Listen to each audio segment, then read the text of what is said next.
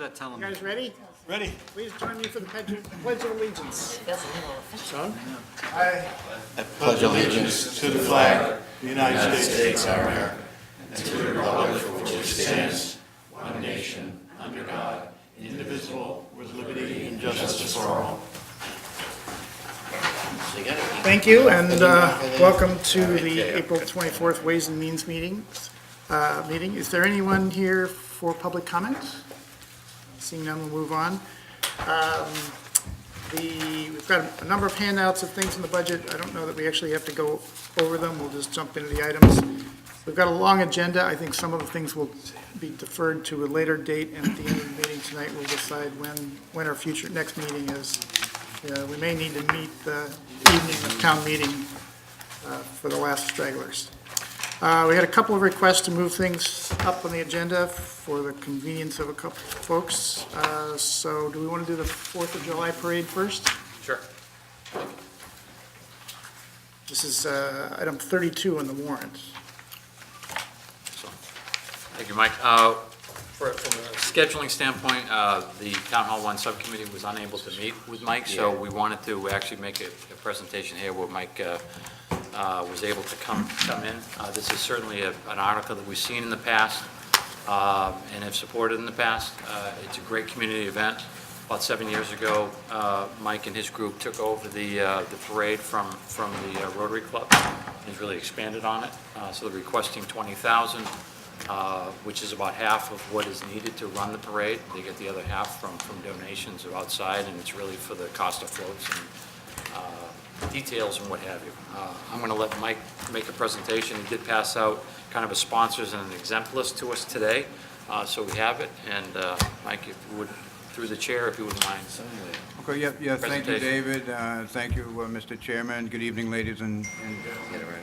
For the record, my name is Michael Runyon. I'm the co-chair of the 4th of July Committee. We did provide you, I think everybody should have a breakdown of our expenses and equipment expenses. And David's correct. We are able to raise approximately $20,000 through we've been a very, very small committee, and we work hard all year long trying to raise money for this event. You may have seen us at the high school on Election Day. We had a table set up there, and a lot of folks stopped by and visited us and dropped a couple dollars into the can. We had a fundraising event earlier this year. We'll have one more before the 4th of July. But we've, as David mentioned, we had sort of taken over from the Rotary Club, who had sort of reconstituted the parade. It had gone dormant for a few years in the 80s when things fell upon some difficult times. That group did a nice job, and they informed us that they were unable to continue, and I worked very hard to find a handful of volunteers to keep it going, and so far we've been able to do that each year. We've been able to expand a little bit. We introduced a fireworks program some of you may be aware of, I believe 2 years ago. So that proved to be a budget buster, really, because it was quite expensive.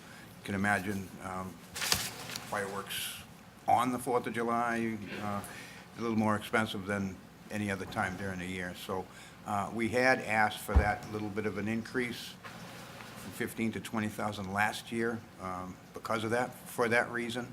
And we would like to ask again for that same amount of $20,000. All right, thank you. Are there any questions? Mr. Chairman, motion to approve. I'll second.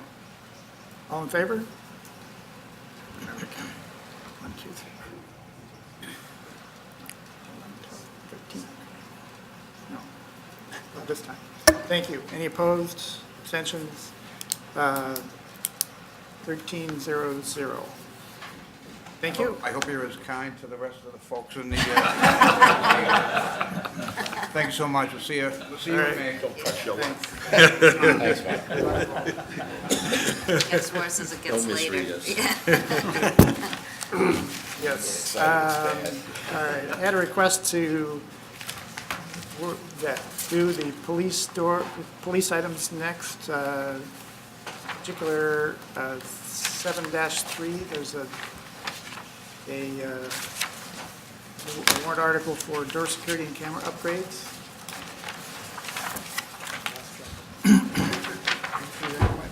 Yeah. All right, take it away. Thank you, Mr. Chairman.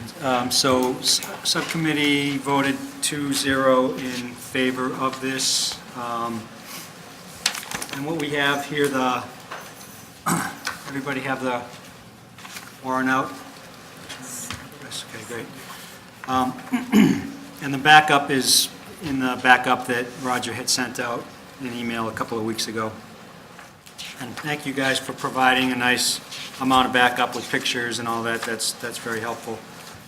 The way this article breaks down, it's 32,000 roughly, and there's a component for cell cameras in the holding cells in the police station that's going to be around 20,000, and then there's a fob system for 4 doors in the police station that has both the fobs and an upgrade to a server, computer server, that totals up 12,000. So that's how we get to overall 32,000.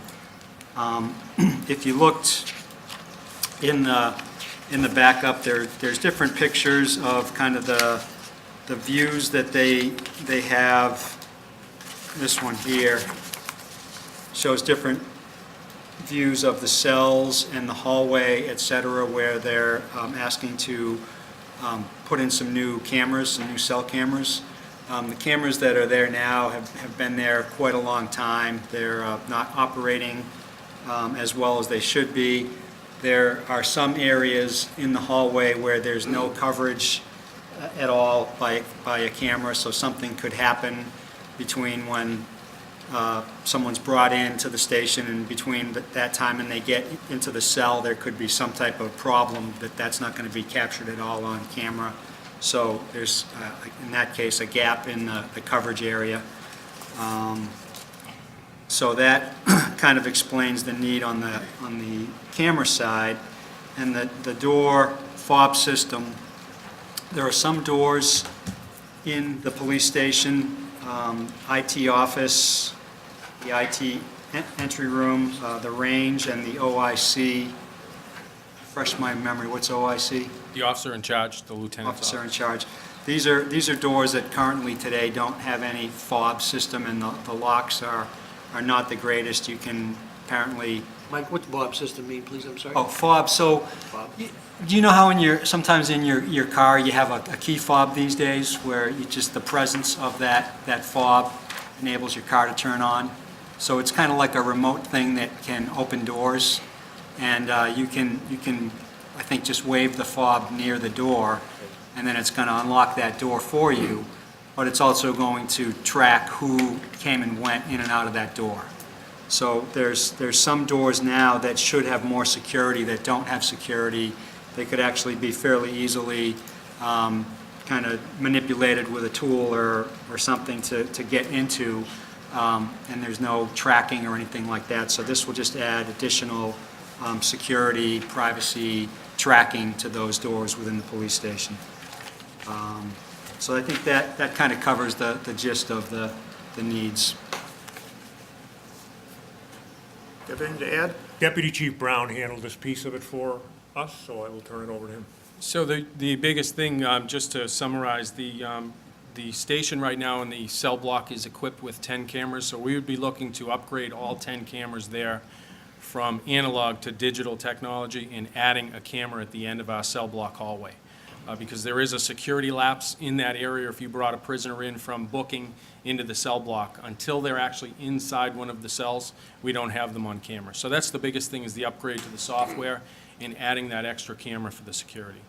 On the door fob system, our biggest issue right now is the platform that runs the system is no longer supported. It's basically a Windows 7 situation. So Windows 7 is not going to be supported beyond January, I believe. So we're looking to upgrade to Windows 10 and then also add those extra doors for the security issue as well. All right, questions? John? Yeah, makes a lot of sense. I'm just curious, the fire department also is replacing security cameras because they're analog and want to go to digital. Are Are these the same systems? Is there a benefit to having them be the same platform for, maintenance reasons or expertise reasons or whatever? Or has that been looked into, or?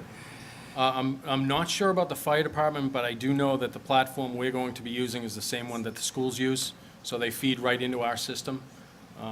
Chief Yetman can probably answer that better, but according to our IT, we use the same one as the town-wide system, so. Well, that's good. If they're on it, then, with the schools, then yes, it would make sense. Okay, great, thank you. Okay, and I see the chief nodding yes in the back, so, thank you. They'll all be the same, fire, police, schools, they'll all be the same. Excellent.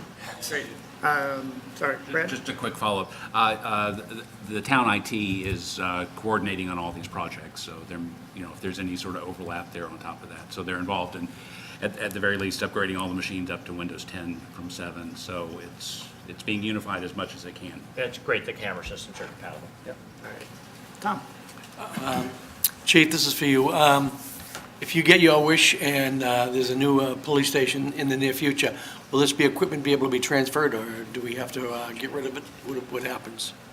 Well, I'm not sure I'm going to get my wish. Either way. Put it in the decade But box. I don't have an answer to that, but, from what I've been told, there's not a new police station in the near future. I would think cameras can be moved, but I don't know that 100%. All right, anything further? Motion to approve? Second, Mr. Chairman. All in favor? Any opposed? Abstentions? 1201, thank you. Shall we keep going, Mike, with, So the only other police was the contract, which is still being not worked ready, on. not ready to review? Okay, and there were two of them, right? So Yeah. the two items. Okay, thank you. Thank you for your support as always. All right.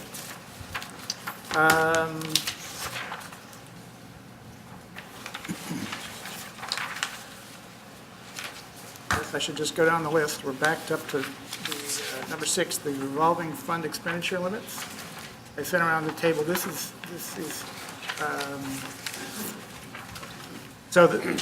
there isn't a particular subcommittee for this because the limits are per department and the warrant article lists, I should have this handy. Looks like 9 limits.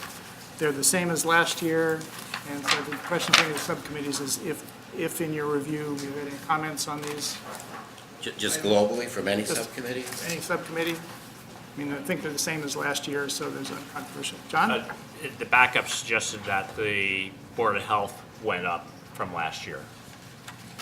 Due to vaccine costs. Okay, good point. Thank you. Other than that, they're the same though, apparently.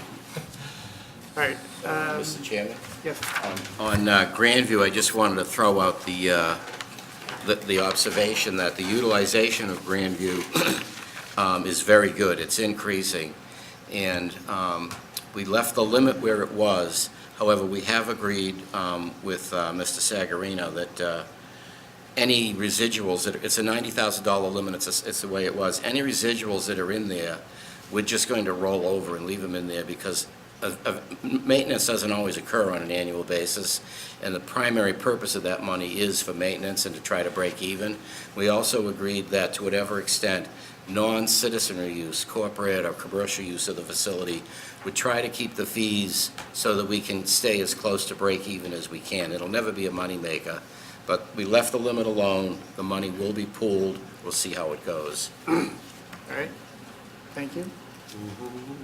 Anything further on the expenditure limits for these revolving funds? Needed a motion for this, Mr. Chairman. Yes, please. So moved. Second. Great. All in favor? Opposed, abstaining, 1300, thank you. The number 8, warrant article number 8, in the purchase of an ambulance. Mike, you got that one? Yep.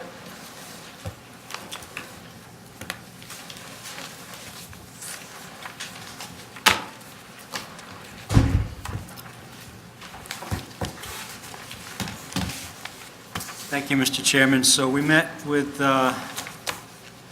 Chief Yetman, Mike, and talked about this. Subcommittee voted 2-0 in favor. This is, the source of funds for this is going to be the overlay account. We had a little discussion on this. It's an account, if I get this correct, that is used by the assessors, that's funded each year in case the town is sued or there's some type of disagreement on an assessed value, typically of maybe a commercial building would be a big one. So we have some money set aside to cover the event that our assessment gets knocked down and we don't have that same amount of taxes that we were expecting. Now, we do a really good job in general on our assessment and defending our assessments, so this overlay account typically does not get used up each year, and at some point in time, the assessors kind of release the funds and say, we're comfortable right now that we're not going to have a problem, and those can either go back into the general fund, or we've used those in the past to take care of big ticket items like a fire truck, and in this case, the ambulance. So that's the source of funds. The overall, just looking at the backup, is everybody with me on the right papers? Okay. So we keep 3 ambulances in our town, run obviously by the fire department. There's ambulance 1 is the newest one, that's a 2016. Ambulance 2 is a 2010, and ambulance 3 is our spare/backup ambulance. We have traditionally every 5 years purchased a new ambulance, so we're basically at the time now to buy that new ambulance. In 2015, the purchase of the ambulance was pushed off by a year just due to priorities. There was other priorities for uses of the monies. But by the time this ambulance goes into effect, the chief has told me it's probably going to be at 2020. So overall, we're kind of maintaining that 5-year interim of a new ambulance, and then the oldest ambulance kind of drops off. So that's basically the gist of it. We don't have a huge amount of detail, like a spec sheet or a breakdown in detail of the cost of the ambulance because it hasn't been designed yet. But the ballpark figures we have here should be fairly accurate in terms of the total cost of $380,000. Great. Do you have anything to add? You did a great job, Mike. No, that's it. I mean, typically we try and replace them every 5 years. We prefer to go with the bigger international or Freightliner chassis because we can get the 15 years out of them. That seems to work for us. Once we get rid of them, they may or may not stay in service of the town. I remember years ago, we had that black ambulance that was going around for facilities. I mean, it's still, may not be an ambulance Ghostbusters. anymore. We still might get some life out of them. But that's what we're looking to do, is just replace this one on schedule. All right. Frank? Thank you, Mr. Chairman. Does anyone know how much remains in the overlay account if we take the 380 out? No idea? I don't know. All right, I don't know either. I didn't want to make that public previously.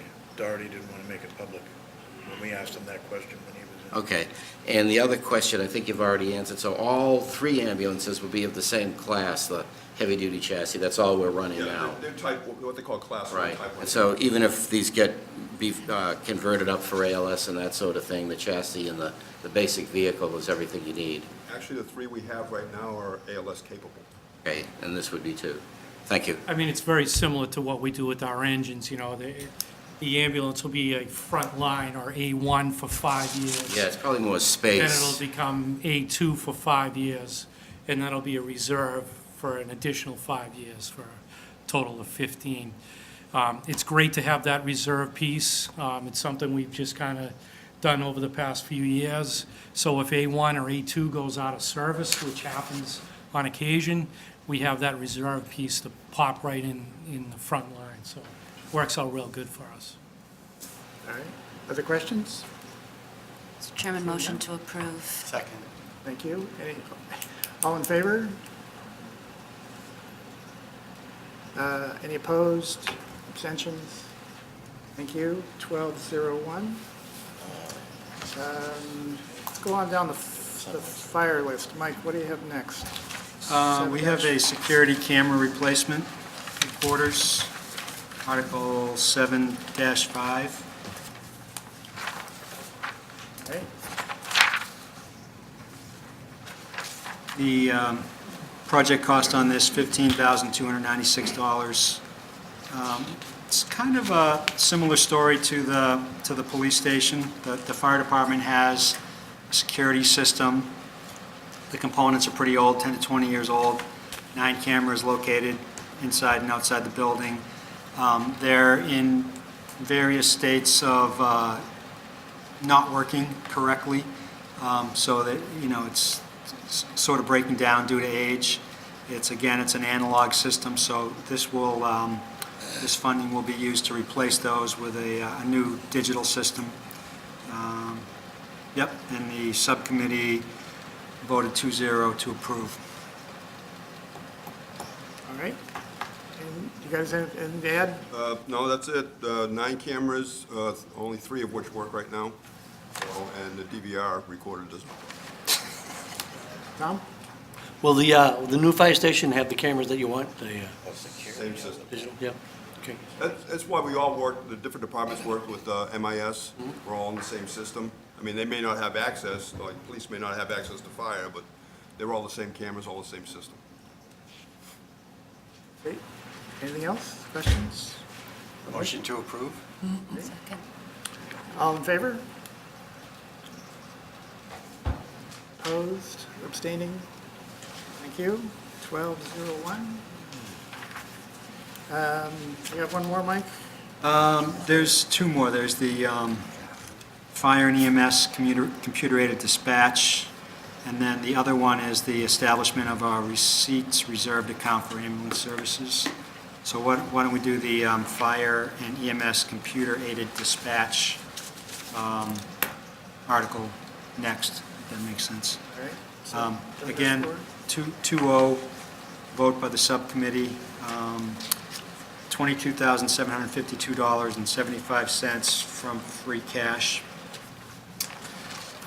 So there are a few different systems that fire maintains to do its various operations. This is to replace an older system that's no longer really adequate for what the fire station needs to do.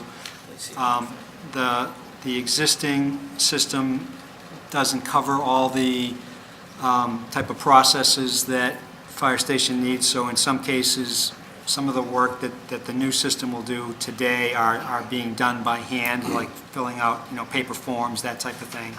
So this new system will eliminate the manual paper process that's in place today. And this computer-aided dispatch system will also be used to integrate some of the other systems that are in place today, kind of tying them together. That's kind of my understanding of it. I'm sure the chief and the assistant chief can go into more detail, but basically it's replacing an old system that's inadequate and going to integrate in together some of the newer systems to, speed up the processes, make things easier. All right. You have anything to add? Give this Yeah, one. I mean, Mike did Mike this one. was correct. Basically, to really sum this up, we have a fire reporting system, we have an ambulance reporting system.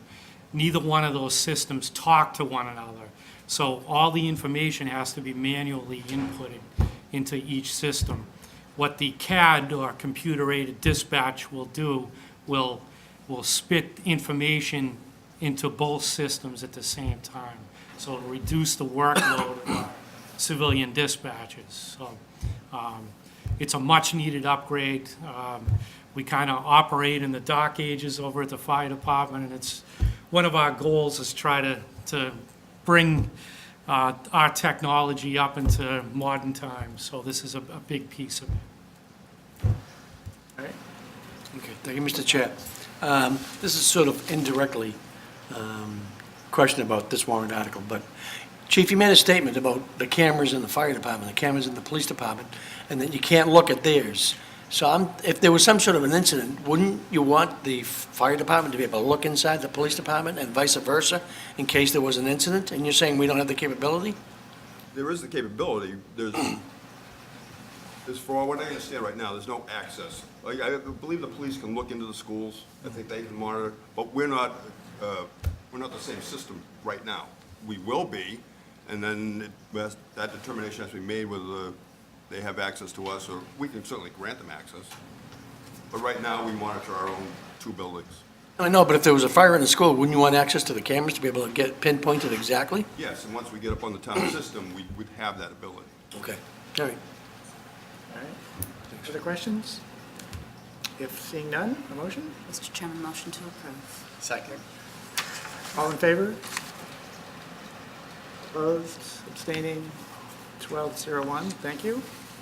And the funding, reserve funding account for the ambulance, right, Mike? Correct, yep. Thank you, Mr. Chairman.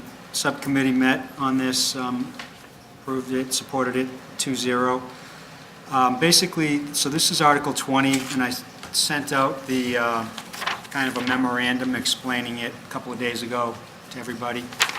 It's pretty simple, though.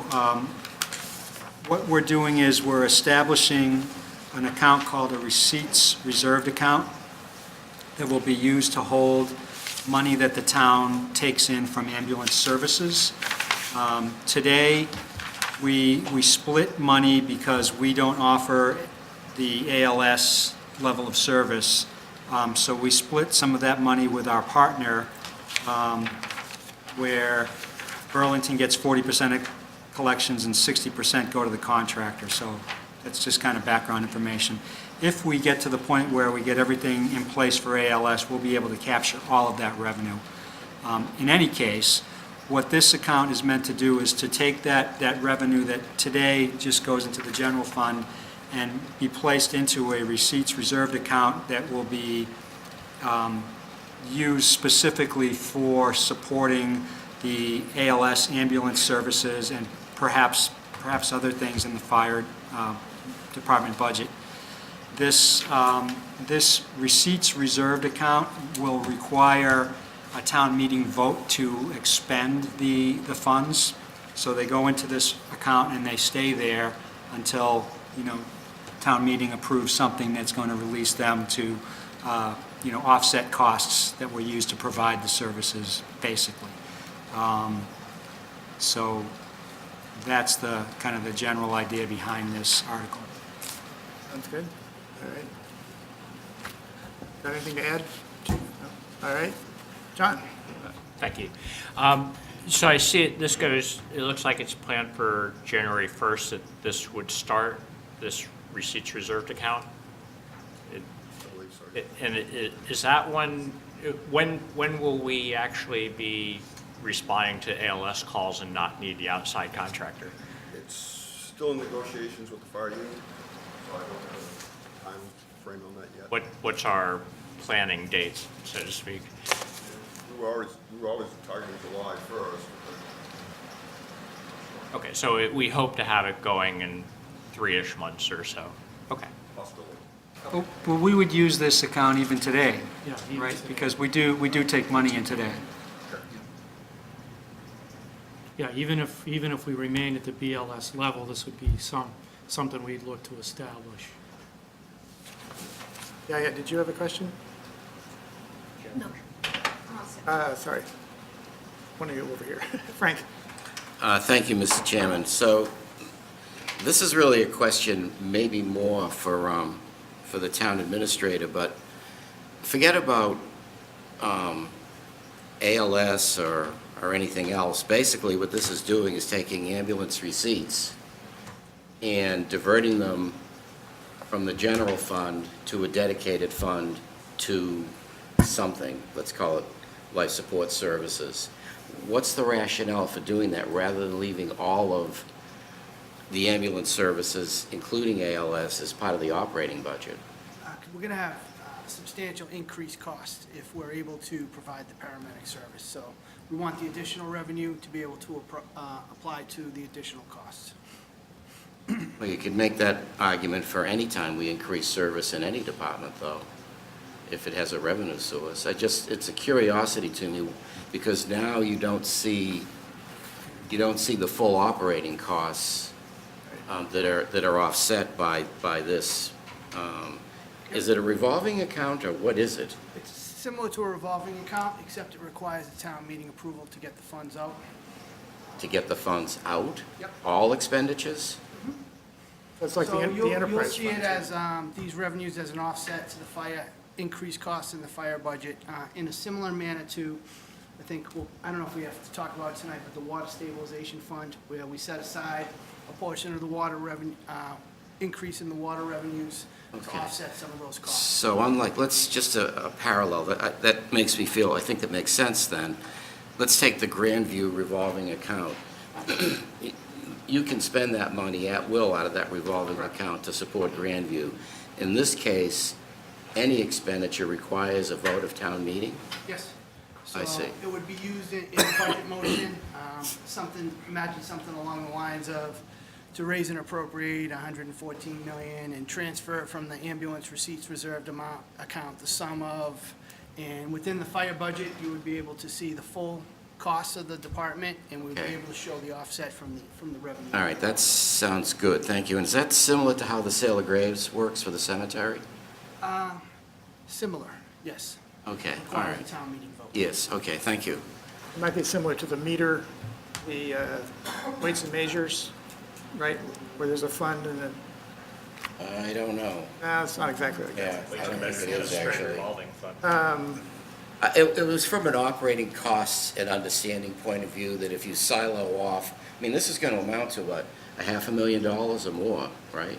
How much money you expect with paramedic service to get on an annual basis? So, I mean, the ambulance generated 1.2 million Right, last so it's a big number, year, right, of which a pretty good portion of that went to Armstrong, who provides right. So this ambulance. is going to be 2 million plus on an annual basis? No? No, no. How could it not be? I don't understand. Well, 60% went to Armstrong. Yeah, but that's going to go I mean, away. it'll, Yeah, so the 1.2 will still remain the same, right? And- Just we'll get the 60%. 1.2 is the total number of revenues that came. Oh, before the 60% Both the town of skimming? Burlington and I see, Armstrong, okay, yeah. okay, thank you, okay, get it. You have a question? David, did you have a question? All right, any other questions? Thank you. A Mr. Chairman, motion to approve. Second. All in favor? Any opposed? Abstentions? 1201. Thank you. Thank you. That's right. Golly, I'm gotten out Thanks, of order guys. here. Thank you. Hey, Chief. So no fire. Can we do the DPW items next? Okay. Is that right? I Board of understand. Health, just take 30, Oh, take I'm 2 sorry. minutes. The administrative vehicle? Yeah, All right. it should take 2 sorry. minutes. That's not nice. I just want to make sure you didn't, I want to make sure you didn't fall asleep back there. That's what you got, John. Public Okay. Works can hammer. Flagged. All right, Phil, since you made it. Thank you, Mr. Chairman. Please. Yes. Subcommittee voted 2-0 in favor of this. There's a variety of different reasons. This is for the 5 inspectors. This is the only department that doesn't have a vehicle. They're up to now 740 food inspections, not counting non-compliant returns. They're doing environmental and all chemical use with the environmental engineer, tobacco. Now we have public swimming pools that have to be inspected as well. Industry chemicals, you know. Also, they're doing housing inspections on a regular basis. They have no vehicles. We're spending about $6,000 a year in mileage to remunerate the inspectors. And we also have an emergency issue. Susan, has to go to these various emergencies, and it would be helpful if our public safety people could identify her vehicle. Anyway, So we voted 2-0 in favor of this. Questions? Was there backup or anything for this article? Dr. Weiner has a huge backup for it.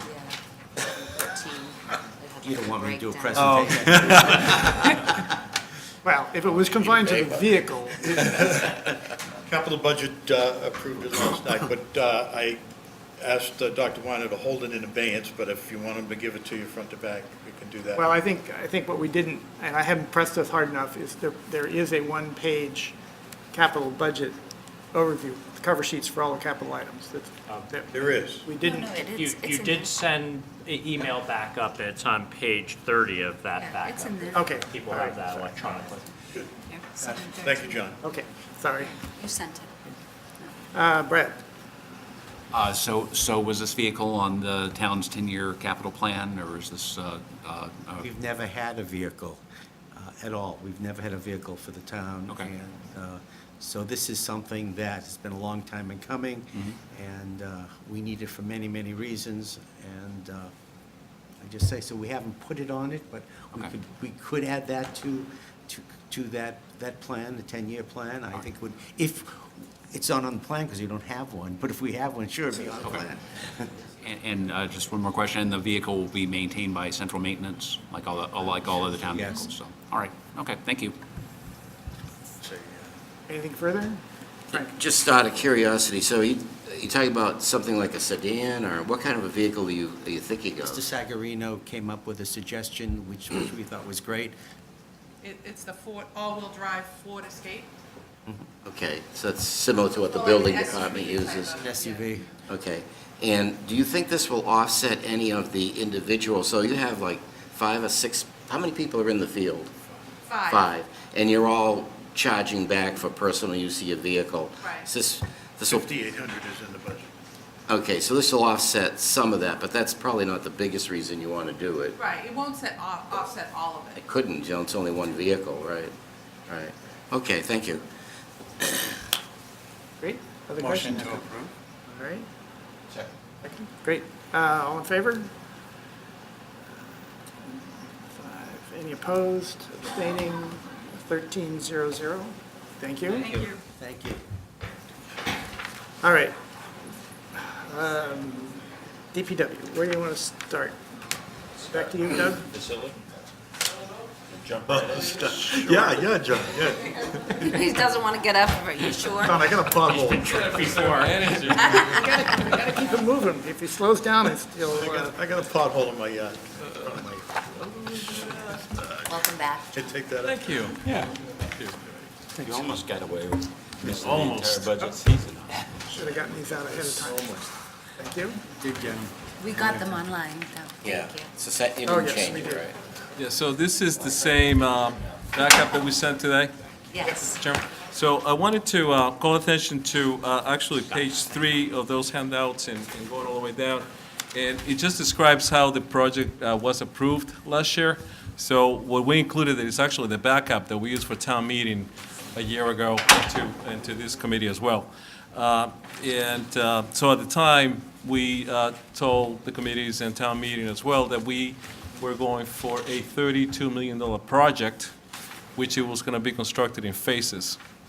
Now, Phase 1 that was approved for funding included the design of both phases as well as the pumps that we have here in the annex.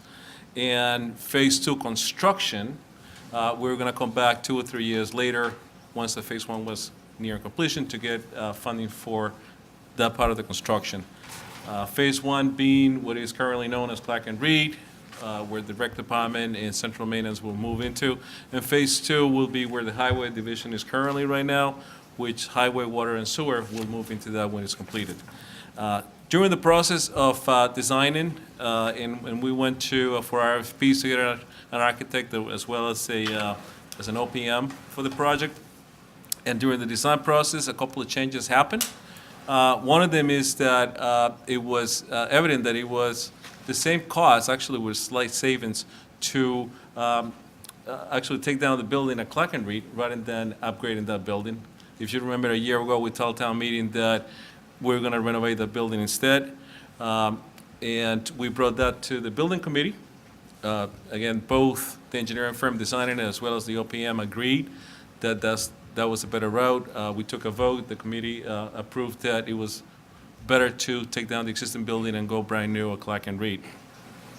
The second part of it was that the way we had the project set up, it'll work. We can continue to do it the way we proposed at the town meeting last year. But if we were able to bid it as one, for construction, as one project, there were potential savings of up to $1 million that we could realize by doing that. We have two independent estimators look at the numbers, one being the engineering firm that is doing it, and a second one being the OPM, and they both agreed that there will be close to $1 million in savings if we put the project out to bid as one, and that's what you have on page 2 of the handout. There's a potential for about $1 million worth of savings.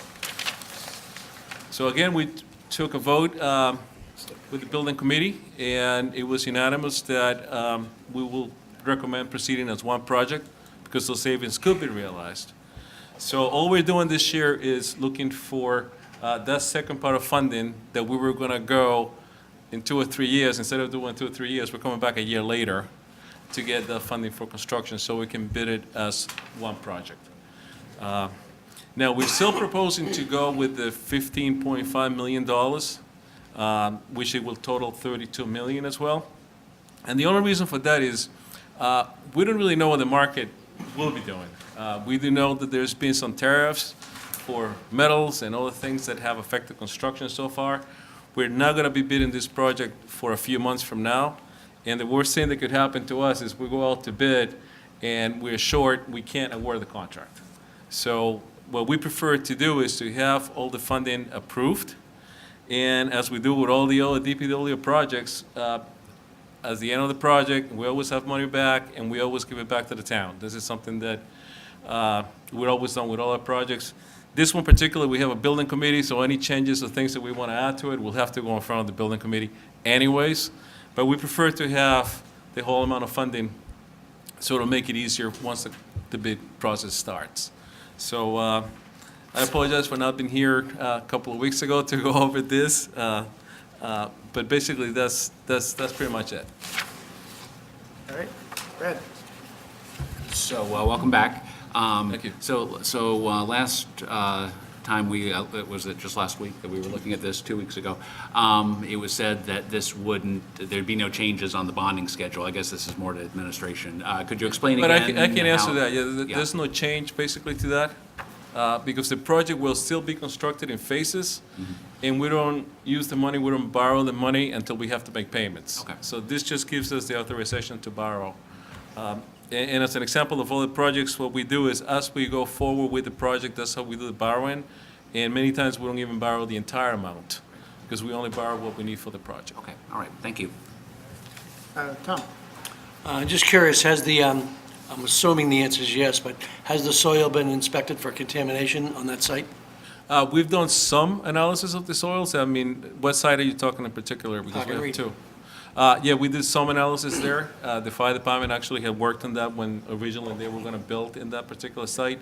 We've done some as well, and as well as the highway department. The highway department soil is contaminated. That's not a secret. It's been contaminated for many years. We, in fact, are doing a report right now. We have to report to DEP every 5 years on it. So we have a contingency into the budget in case that there's some issues, but yeah. Okay, follow-up, Mr. Kukovich, yeah. And the construction costs, I'm hoping or assuming that the Vinebrook will be protected at the time of the construction? Every construction project that we do, whether it's on a contaminated site or not, we have to have environmental protection to the site, yes. Phil? Thank you, Mr. Chairman. How much do you have in the budget for remediation? I mean, that site's been used for, what, 70 years? And you have wells on the site that have VOCs, right? Yes, actually, the VOCs have been declining with time, but, yeah, we have, let me see if I find the number on the item that I add for contingency. Tell me if you can, let me find it over there. payment allowance? Yeah, 50,000? we have, 50, that's the estimate that we have. 50,000 for remediation? For abatement contingency, we have also a construction contingency of $1 million. That's a general construction contingency. Okay, on the Clark and Reed site too, we haven't made any agreement to relieve them of any responsibility for any contamination on their site. right? I couldn't hear you. What? We didn't relieve them of any responsibility under 21E on their site, the site we bought from Clark and Reed. I can't answer that. Can't answer that question. Okay, we didn't indemnify them, did we? Yeah. Okay. Could you let me know that, please? Thank you. Thank you, Mr. Chairman. John? Thank you, Mr. Chair. So I'm just going back to the 32 million. So, originally this was going to be 32 million total, and we're estimating $1 million savings by putting it together as one bid, which makes total sense to me. That's a good idea. The part that's a little confusing to me is that we've now sort of automatically said, well, since we sort of had this $32 million number in our head, let's keep the $1 million as spare just in case. I mean, that would sort of argue that, was there no spare originally, or why wasn't it 33 originally if you need the $1 million spare? I'm just confused how it sort of coincidentally morphed from money we need to do the project to spare money just in case, and it's exactly the same amount. Well, no, I mean, if when we went out to come 2 years from now to ask for funding, perhaps the 15.5 million will not be 15.5 2 years from now. The money that we allocated, this originally estimate was from 2017. That's where the $32 million came from. And now we're in 2019, projecting a bid that is going to be later on in the year. So that will be my preference, is to keep it there so that we can actually award the contract if the market were to change. Well, I guess the question is, and I can understand wanting to have that sort of bid contingency, I'll call it. Why $1 million? I mean, should it be more? Should it be less? I mean, it just seems odd to pick a number that happens to be the number that we saved, so it was easy to do. I mean, shouldn't we figure out what the actual contingency is that we need, or?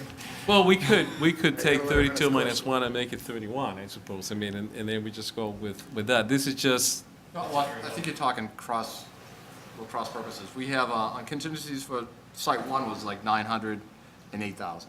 I'm calling it a bid contingency. I Right, understand right, there's right. other contingencies. Basically a percentage of the entire job cost.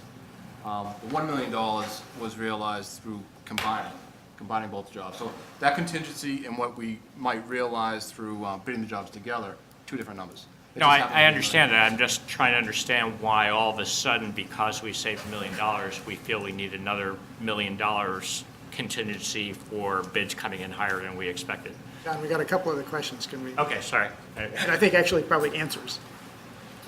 So I would just say, as we looked at it more carefully in additional meetings, if you look at the estimates, if we stay with the original two separate phases funded separately, we're already now estimated at 32.1 million since the time that our estimate of 32 million last year was put in place. And so we've seen an escalation up to 32.1 at this point. If we stay here, we would expect to see creeping of that up for phase 2 as we go along. So I do understand what, we could probably come up with a more precise dollar number, but it's what had been talked about before. So I think we just stayed there feeling like that was enough of a cushion.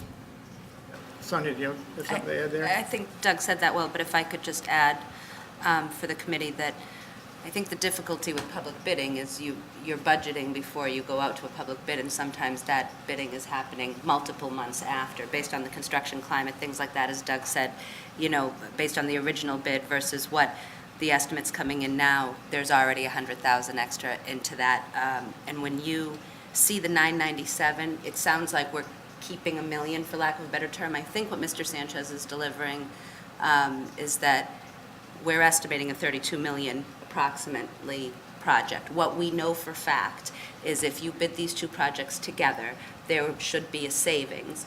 They're assuming a savings of 997, but that's a projected number.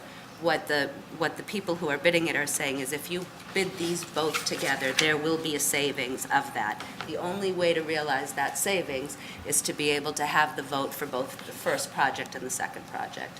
So in order for them to go ahead and put that both out to bid, town meeting needs to vote approval of both of those funding mechanisms. It's a not-to-exceed number, and a lot of us have sat in this room where you fund a project, and then you go out to bid, and if you don't have enough money voted to award the project, you're dead in the water. You've got to go back. You can't award a project if you're short.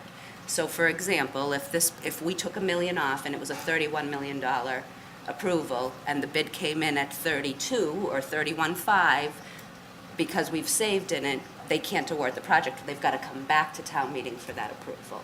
So what I believe Mr. Sanchez is saying, what the administration was delivering is, it's a not-to-exceed number of 32 million. What the specialists have said is, without doubt, if you bid this together, there will be a savings factor.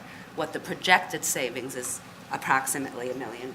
So it's not a fine science on exactly what the projected savings is, but we know it will be a savings because you're putting them both out at the same time.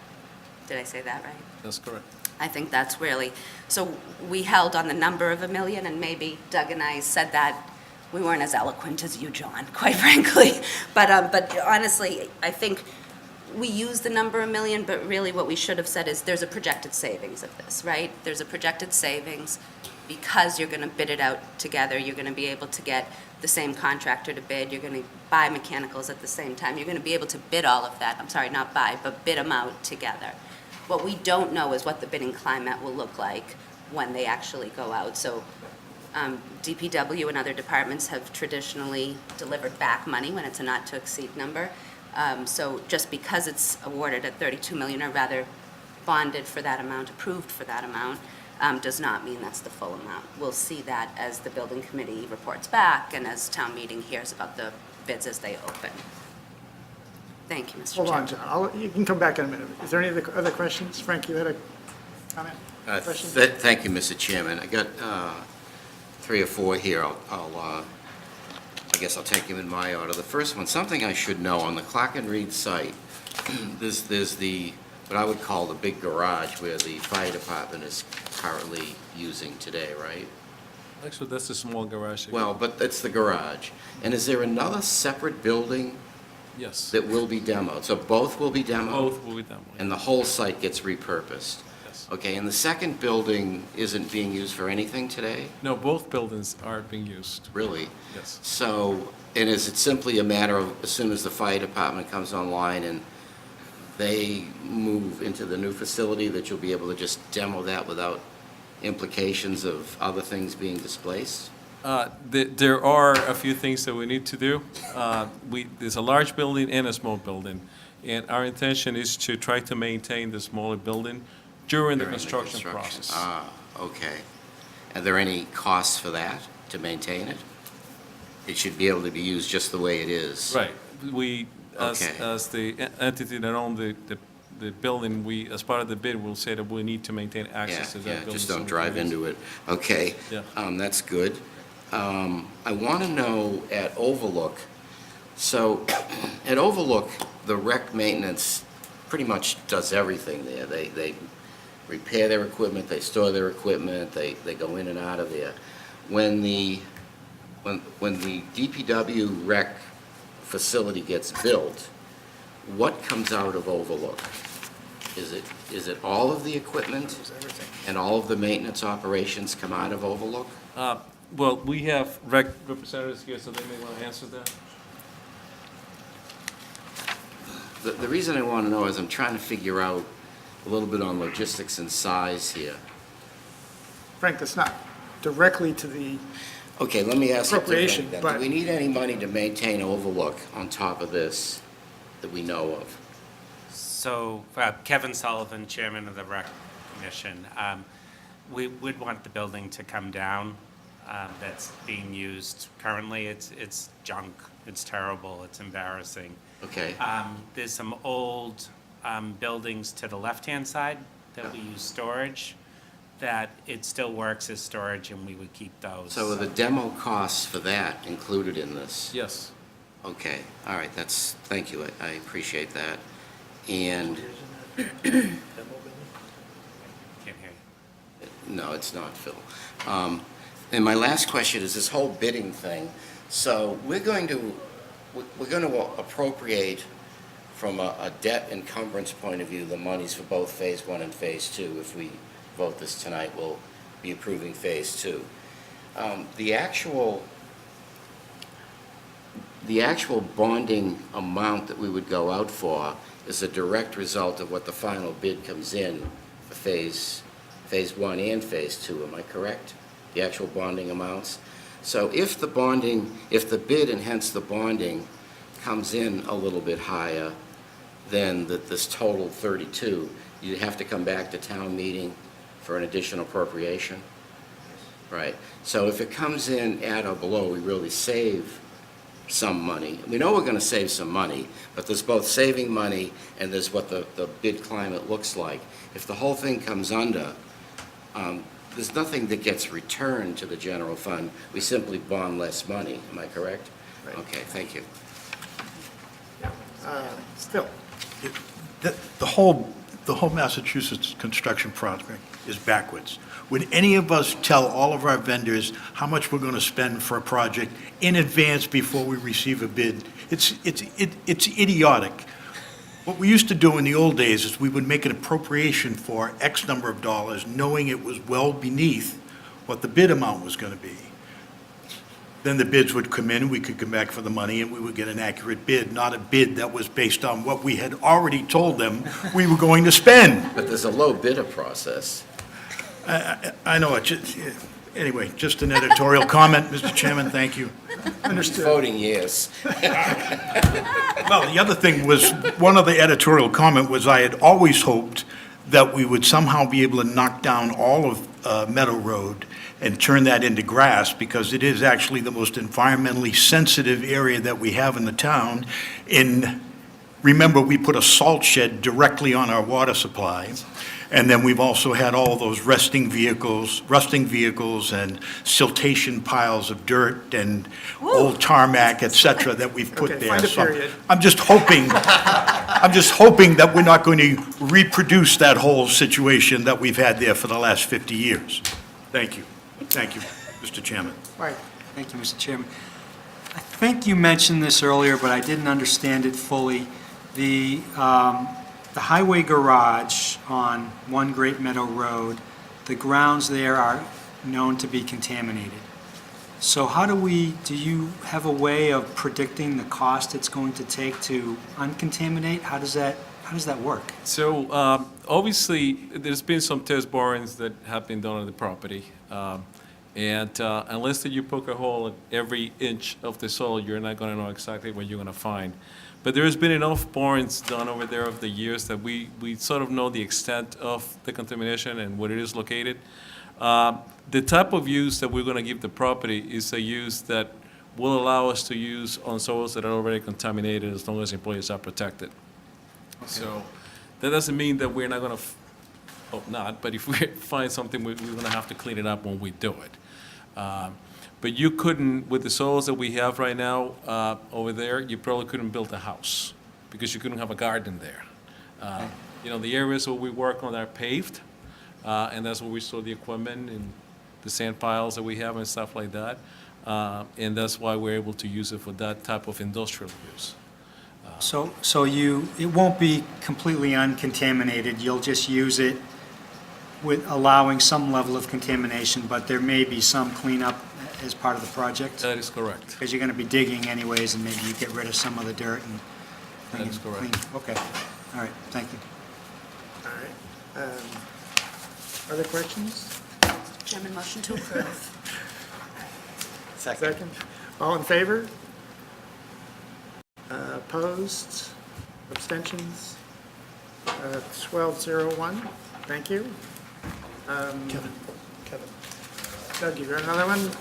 DPW, some of the easy ones. Chapter 90, number 12.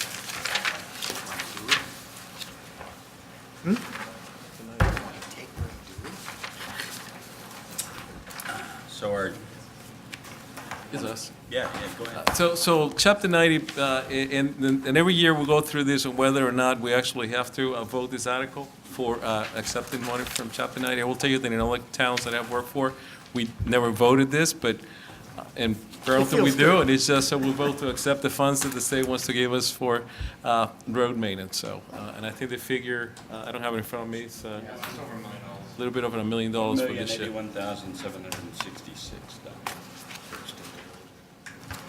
Great, all right, So moved. Second. great. All in favor of accepting money? All right, opposed, abstaining, thank you, 13. You have a list of the roads you're going to do. Yes, we do.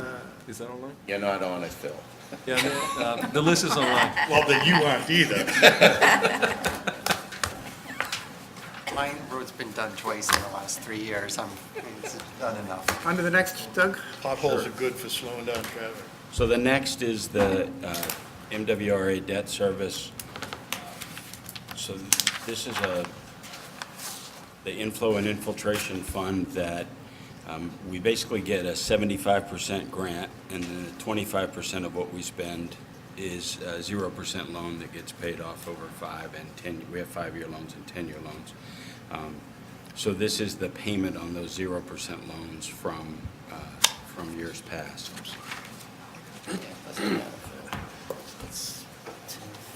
Questions? If there are no questions? Motion to approve, Mr. Second. Chairman. All in favor?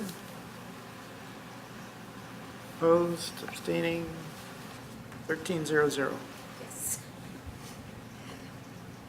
right. Transfer 17. So, right, 14, right? MWRA. WRA, Yeah, so So the MWRA assessment is the sewer bill. So we're voting $5,959,990 to pay our assessment from MWRA to pay for our sewer services. And it comes from the sewer enterprise fund. great. Not much you can do about that. I vote to remove our sewage and by approving this article. Is that a motion? That's a motion. that was an affirmative, by the way. Which is Second. in the enterprise fund. I don't, We have that, I don't know. you happen to have the number? No, we'll look at The this. sewer enterprise fund, do we have a number? The number for the enterprise fund? It's the idea, though I don't have the number with me right now, but the idea is to keep no less than 10% in the enterprise fund. So when I estimated both the payments plus what we're going from the Board of Selectmen for new sewer rates, it was based on keeping that as a minimum in the enterprise So when we balance. pay this, you'll have $600,000 left?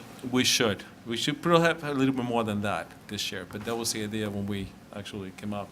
I don't know if you happen to, I'll take 2 minutes on this. We have selectmen's meetings. Right now, we're collecting just about even of what we are paying the MWRA, and that's why we asked for 4% increase for this year on the sewer rates, just to maintain a minimum balance for FY '20. All right. I had a motion, I think I had a second. Was there any other questions? Just a quick comment. Yeah. I just have a concern. You talked about the DPW shed on Great Meadow, and the soil is contaminated, and you said that it sounds like that we're not going to remove the contamination, but we will probably maybe tar over it and then use that facility. Are we not exposing people that are working there to potential environmental problems that could open up the town to a liability that could be astronomical? No, that's a very good point. We, since the 90s, when the contamination was found, we've, and we just going through the same round like right now, as a matter of fact. Every 5 years we have to do this. We pay engineers, LSPs to go and actually look at the current conditions of contaminations and the level of exposures that an employee may have on the areas where the contamination is believed to be. And based on that, that's how we are allowed to work on that particular site. So the levels are well below what they will be, that will require us to actually clean it up. Thank you, Mr. Chairman. Very Are good, you Tom. done, Tony? Phil? I'm sorry. All set, thanks. We make the point, the bulk of this contamination is not ours, right? This is the south side migrating under the, through the aquifer, under the mall, under our site, so, you know, the bulk of that is VOCs, right? Which we did not produce. That is correct. It's like a pass-through from upstream, that pass through our site as well. All right. All in favor of the MWRA assessment? All right, thank you. 1300. Transfer from Water Stabilization Can we Fund? jump to that? So in January, we created the Water Stabilization Fund, and that was from, if you remember, when we passed the article to join the MWRA for our water, we said that there would be an annual increase in the water fees charged to residents and commercial users, and that money would be set aside to help offset the cost of the project. And so we created that fund, or that account in January, and now this allows them to start spending some money out of that account to pay some of the cost associated with starting to join MWRA. So we're asking to give them the authority to spend $40,800 out of that Water Stabilization Fund to help start paying the cost of the project. All right. We'll see every year, we're going to see a transfer in. Transfer in and then or money out. every year. Yes. Okay, any questions on this? Motion to approve, Mr. Chairman. Second. All in favor? Opposed? Abstentions? 1300. Is that the last of the DPW items? Nope, there's, well, I'm assuming there's a contract that's not ready to be discussed. Contracts not. Okay. Shed. Shed we're holding. Oh, storage shed. Holdings. Okay, so it's not gone, it may come back. An update? Oh, Mr. Segarino's got an update. That one's going to be withdrawn. Withdrawn.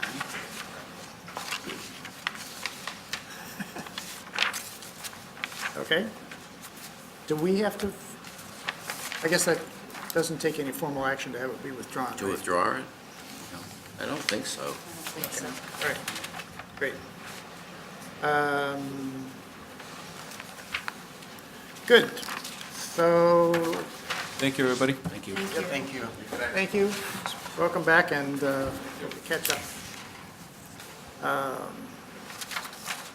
All right, let's go back up and fill in the gaps that we did so far. The oldest one we didn't touch was Town Hall 2 and the MIS financial software modules. She is, but that's also Town Hall 2. Take Amy first if you want.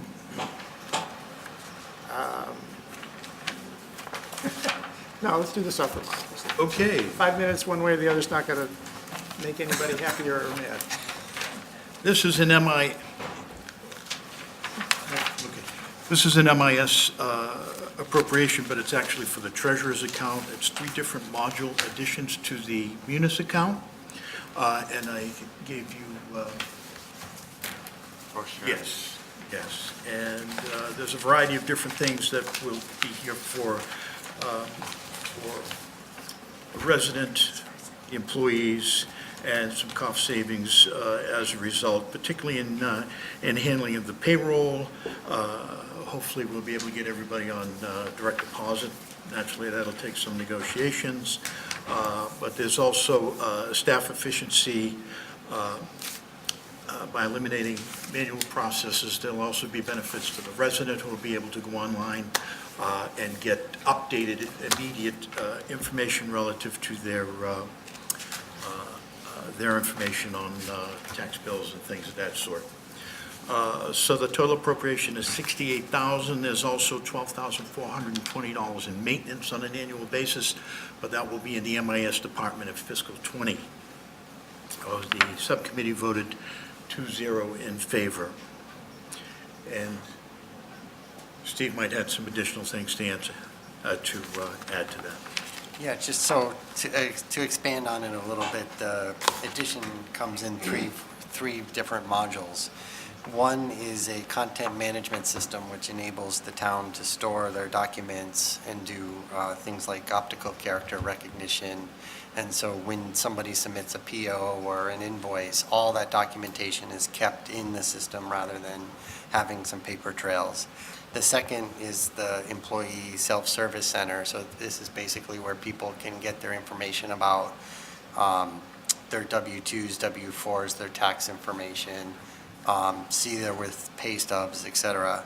And then the third is a property, a self-service portal for residents and businesses to see the tax information that they have, their current bills, their outstanding balances, what their assessments are. And so one of the typical things that happens in early to mid-April is somebody comes up on April 14th and says, how much property tax did I pay over the year? And they can come into this portal without interfering with the work that Brian's staff is doing. So it's a way of bringing some self-service and some automation into the IS and the Munis system. This resulted in a reduction of one of the part-time positions, and as you recall, I think the other part-time position gets 5 hours added to it. So when one was eliminated and the other one went from 30 to 35 hours in Treasury Tax Collector. All right, questions? So I have one, Mr. Chairman, thank you. So the annual software maintenance licensing and support fee, it says here it's going to be in the MIS. What department will that be in? Treasurer's Department? No, maintenance will be in MIS.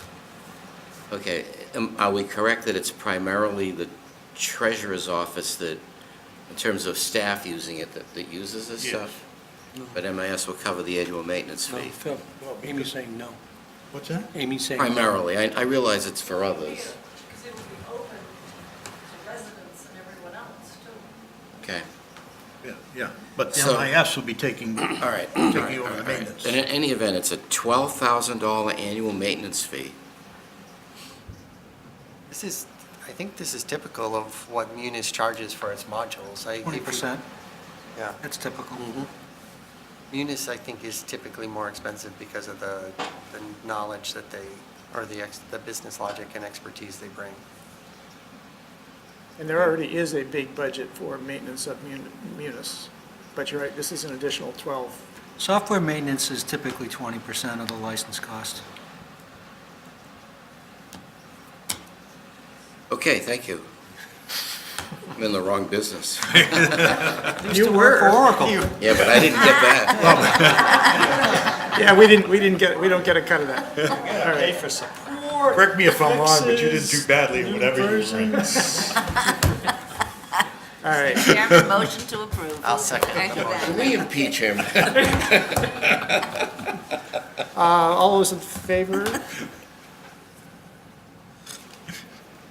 Six over there. Any opposed, abstentions, 12-0-0. And on to the website design. Which one is it? Phil, you up for the website design? Yes. Warrant Article 7-2. And we voted 2-0 in favor of this. However, we're going to rely on Amy to make the full presentation. Thank you. Because there are a variety of things associated with this that she's familiar with. Why didn't I do a week? Thank you. Good. Well, I can't search within this thing, which drives me crazy.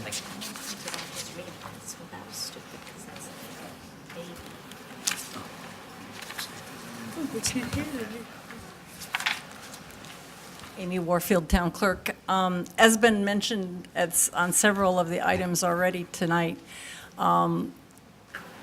we have to put in a request for an amount, then I have to go out, we'll build the RFT and we'll go out and see what we get. Unfortunately, a lot of the website providers now are very leery about kind of giving us a direct quote without knowing everything. So what I've got, what I passed out for you is what I've been able to kind of get from people in the past month. Some of them are software or web providers. A couple of these emails came from fellow clerks that their towns have recently redesigned websites or gotten new websites. So what we're at the point now with the website is, give a little history. Back in 2012, we went from being hosting our own, having it all done in-house, to a vendor named Revise that we worked with. We did this, basically this same process back in 2012. A lot of things have changed about websites in the past 7 years. And so that, in your backup that I submitted to capital budget, that initial website design was about $11,000, or $12,000 at that point. In 2016, we did a redesign, but it basically just took our information and everything that we already had on there and gave it a new look, okay? And that, at that point in 2016, we didn't take into consideration, or it was not taken into consideration thoroughly about things like using mobile devices. And again, in the backup that I provided to capital budget, about 40% of our use on the current, on tracking about 50% of the current pages is mobile devices. Most of it is still phones, or is phones. There's a little bit of tablet use as well. So that's the point that we're at. So we now have a website that, while it is very robust, it has lots of links to different, all the departments are pretty much together on it.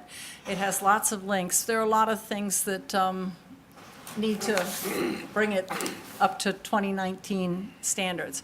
One of the things I've been working with library is that they had hired a consultant too to look at what their website and what they needed and what they wanted. One of the things that's very prevalent from what they would like to do is having a lot of video and things like that. That's also going to be something that's going to be considered and taken into consideration at this point. So mobile is really kind of the way everybody's going, so we need to redesign for that.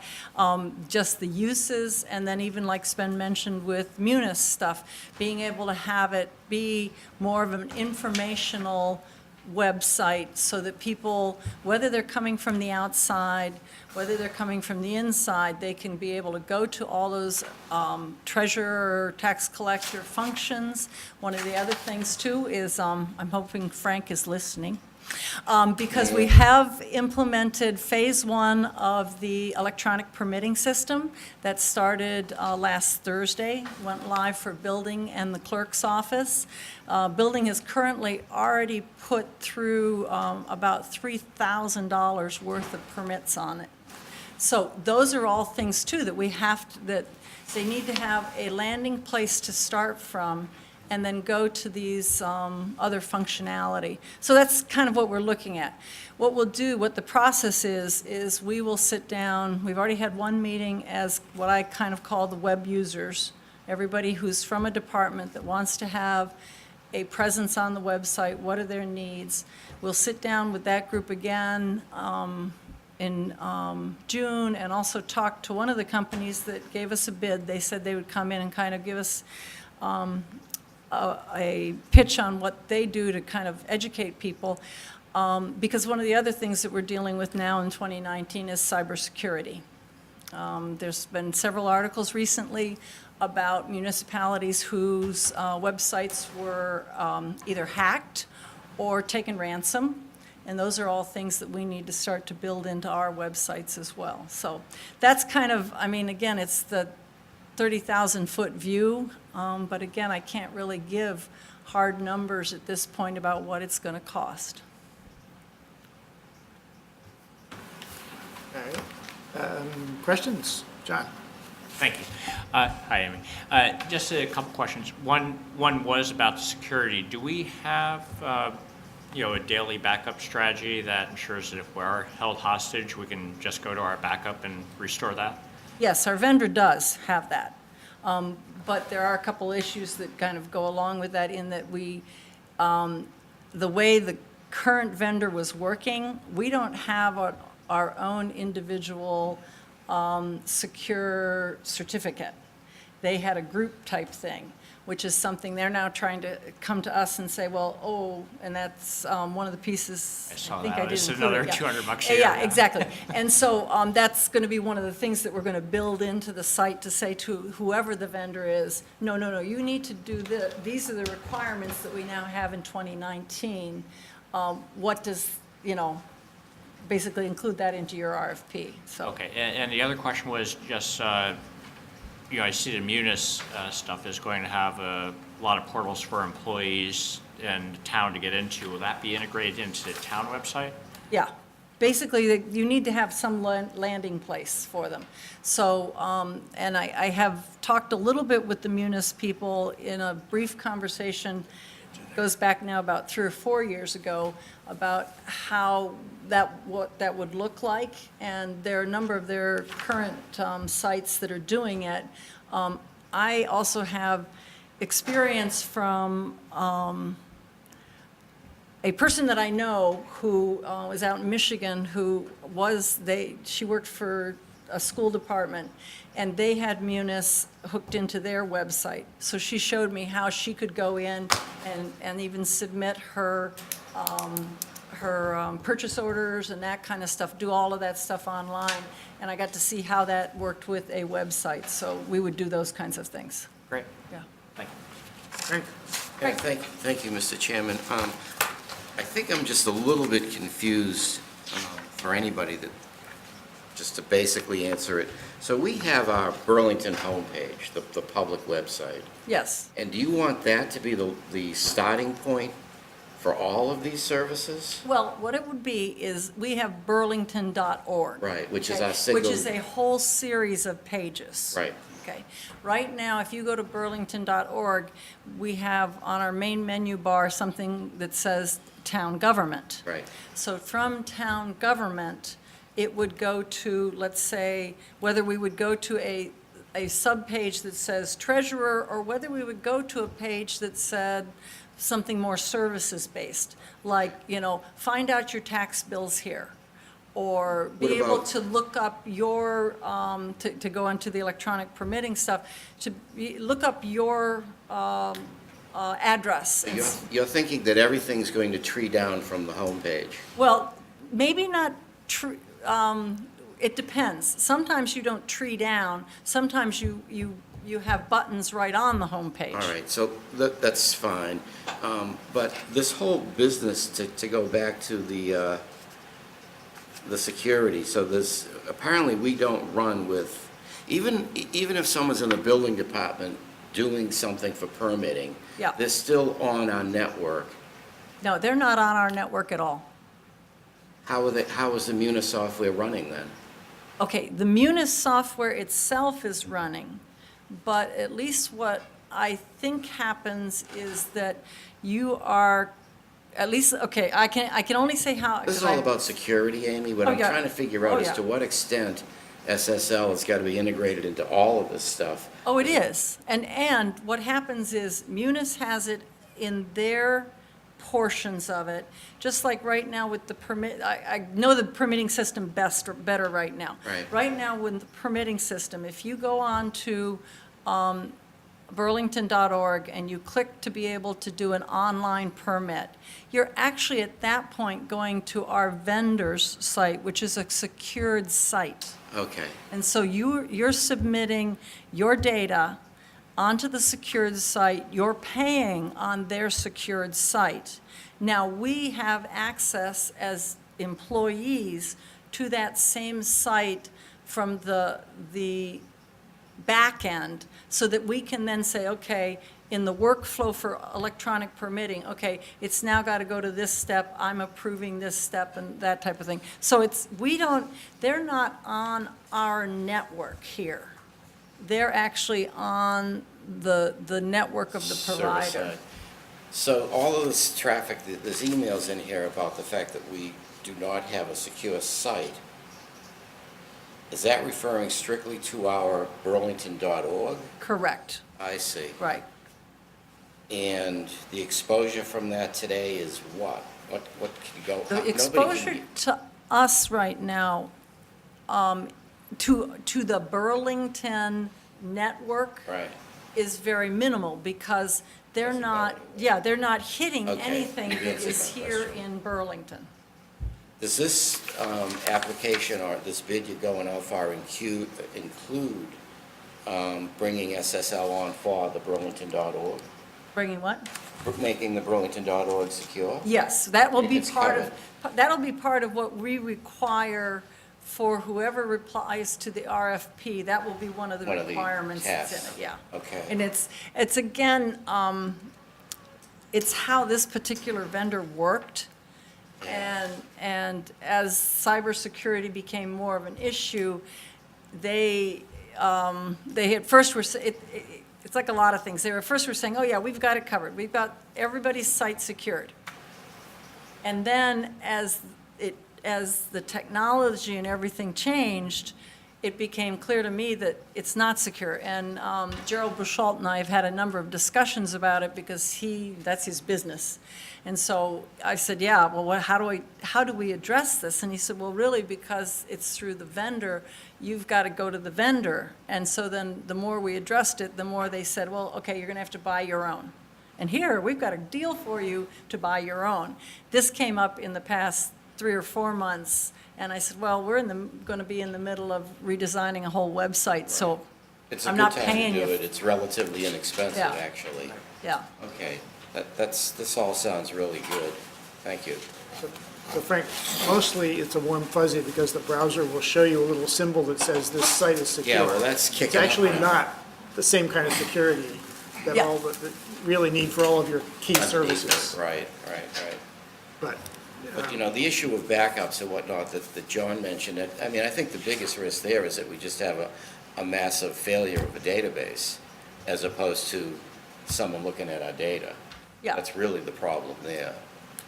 And that's, I mean, again, I've done a little bit with Munis, but they have all of those kind of, we have all those kinds of redundancies already with the Munis stuff, just like we do with all of our shared drives. Each one of the departments has a G drive that is our shared data for that department. And MIS runs daily backups on those. And so, if something happens, I mean, I know in my instance, we've had several situations that we had to get a backup, a copy something got destroyed or erased, and I thought it was okay because there was an okay box, that line. And I said, no, it's not okay. No, and I usually call Joe up and say, okay, this is the file I need, do you have it? Is the backup finished? Do we have it? He's like, yeah, sure, or I can give it to you for a day ago. That's perfect. And then he just restores it right onto the drive for us. So Actually, I'm that glad is- to hear that the restore process works, Oh. because just doing the backups itself is Yeah, well, pointless oh, you if the want it back restores up? don't work. Yeah, let me copy it 5 times and do this. No, it is very, very. Yeah, so I'm and I can very tell you happy from- to know that Yeah. you're testing the restore process on a regular basis. I don't know if I want to be testing it all the time, but I have had an instance to have to get Well, stuff. you need to test it, right? You need to go through and test it periodically, so that's good. But yeah, it is pretty. Yeah, just a point, I think Amy did a great job in researching this and working hard on it. I also want to commend her on that. But one of the reasons that I supported on the subcommittee is, Burlington is presenting itself as a world-class community as we're trying to be presenting world-class organizations to come to Burlington. And part of that is having a first-class website and the ease, people being able to utilize it from elsewhere in the country to say, hey, oh, look at Burlington, I've heard the name before, let's look into it. And if they can't go through our websites, then they're going to probably have bad feelings towards it. At least this way, we're presenting ourselves well. I think it's important for us to do the best for the taxpayers, I think. Anything further? Make a motion to approve? It is Second. 40,000. All in favor? $40,000? 1, 2, 3, 4, 5, 6, 7, 8, 9, 10, 11. Any opposed, abstaining? 1101. Town Hall. Bench. Thank you. Another project. Yeah.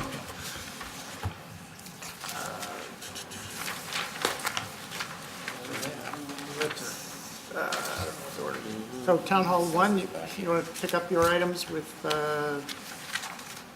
number, what's the first one there, number 19? Sure.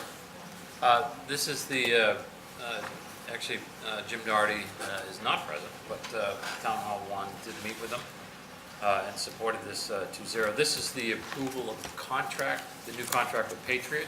We had a 9-year contract previous with them that ran out this year, and they went out with an RFP for this new service, or the continuation of this service. They have gone with Patriot again.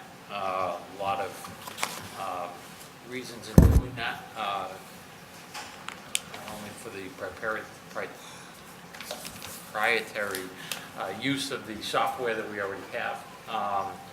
We had, if you remember, we had taken in a data collector last year and added that to the department. So because of that, this used to be a annual expenditure of about $89,000. This is going to be reduced down to 44. This year's budgeting standpoint, this is picked up as part of the assessor's budget. They actually budgeted higher than that. Jim thought he would be able to get in at a much lower clip.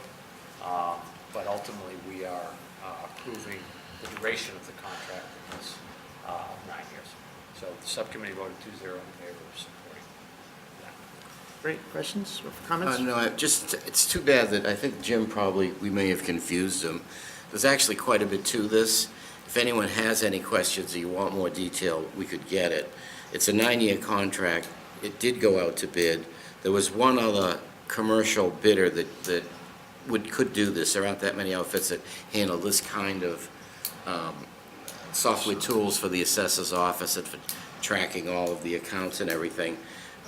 But the conversion process from the Patriot software to anybody else's is quite a bit of work, and it would make it more expensive for another bidder to come in fresh. So they couldn't possibly compete really with Patriot. Fortunately, both of them are top shelf in the Commonwealth. We're very happy with their service, and we're asking for a 9-year contract again. Part of that is because, and some town meeting members may be uncomfortable with that, but there's a really good reason to do it, and that's that the state has extended the timeframes in which you must do complete evaluation somewhat. And what you're trying to do is get through at least 1 or 2 cycles with one vendor of your complete evaluations. With a 9-year contract, we can do that, and we've got a flat fee. It's $44K a year, flat for 9 years. So there's no conversion. They're a good vendor. We know what it's going to cost, and we've brought a great deal of the work in-house by the hire we did a year ago, which keeps the price down. So we're basically using Patriot for the maintenance fee and the use of their software to run this entire, your assessed value commercially and residentially. So it's pretty important to the town. It's a huge amount of money cycles around in this thing, and that's the way Jim landed on it. All right, questions, Mike? Thank you, Mr. Chairman. So the proprietary software is Patriot software that they use to value properties? Is that? Well, this is where does? I really could use Jim's help. I don't think we grilled him that much on exactly how all the modules are used and what they do. Yeah. We go out into the field and we look at the property. We now do the vast majority of that completely on our own, and it's done on a cycling basis so that every so many years you get through the whole inventory and sweep back. And what you're looking for is what it should be assessed at, what changed, what got more valuable, less valuable, and that's how you avoid abatements, by the way, from the overlay fund. We do that now. All of that data that comes back goes into a system that in the end puts out your tax bills, and it records all the information that it was based on, and, you know, there's a huge database of what everything is that led up to what the assessment is, and then the rates are applied, and out comes the taxes. That's done with Patriot software. We don't write our own system to do that. It probably does other things. I truly don't know what they are. I think it's probably a bit more comprehensive than that. I just don't know what it is. It may allow you to call things up for the commercial people. It may allow you to see breakdowns, that sort of thing. Okay. Probably could even do comparables. Yeah, that's what, That's, you know, that's the first thing you get hit with on an abatement is, well, why am I paying this? They're well, paying that's why they that. have statewide, the Patriot software is statewide comps across the board, but the other thing is, this is every 3 year by state No, law. they moved isn't it to It was 5. extended. Is it 5 now? They just Okay, changed okay. it 2 years ago, I Great. think. So they have the most extensive database of comps in the entire state, so, you know, I don't think we've lost a big abatement case, and No, but the point is, you're paying for the use of the software and the consulting services of them for that aspect of the whole assessing system. And one of the most important points is it allows our assessments to be defendable. defended, sure. Oh, absolutely. Yeah, I mean, they're calculated, recorded, and they're itemized and documented in comps. Anything further? Motion to approve? Second? Thank you. All in favor? Opposed, abstaining, 12-0-0.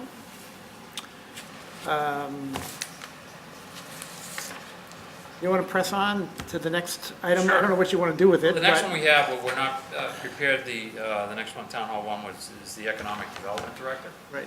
We had a very brief meeting this week with Paul and the group, and really didn't have much information at the time, so our conversation was really limited.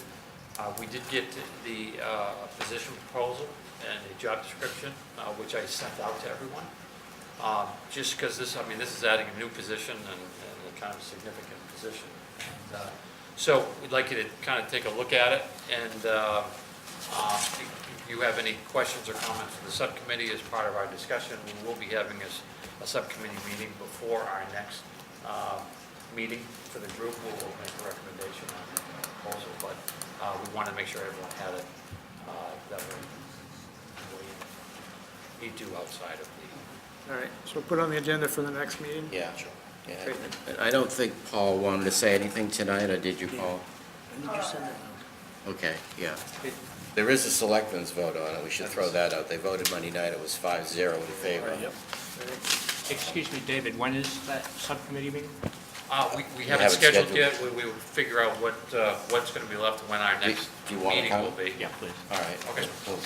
This is Mr. Town Hall Chairman. 1 subcommittee? Yes. Yeah, if you could just send me a note when you have it. You can open me.